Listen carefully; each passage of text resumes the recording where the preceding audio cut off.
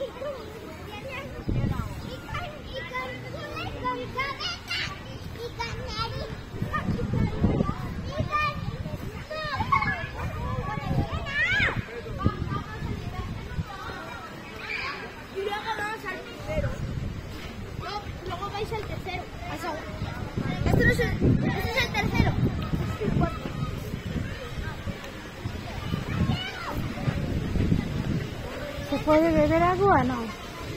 ¿Sí?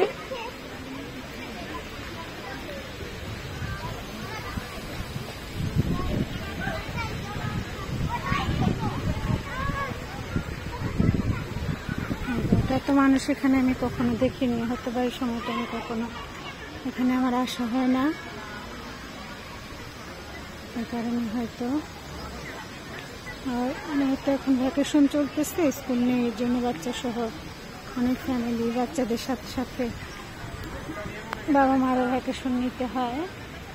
কিন্তু বাচ্চাদের স্কুলে দেশে টোটাল 2 মাসই বন্ধ থাকে, আর এই মাসের মতো আর কি। সেপ্টেম্বরের আগে খুলবে না।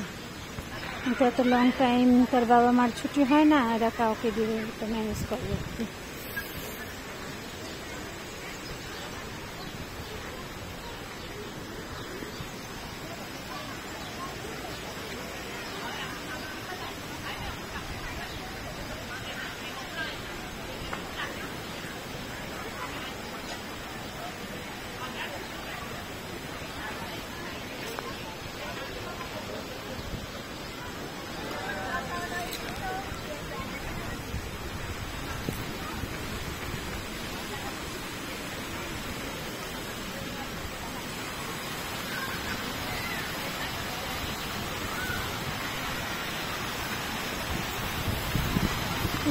পিছনে আবার একটা চার্চ আছে।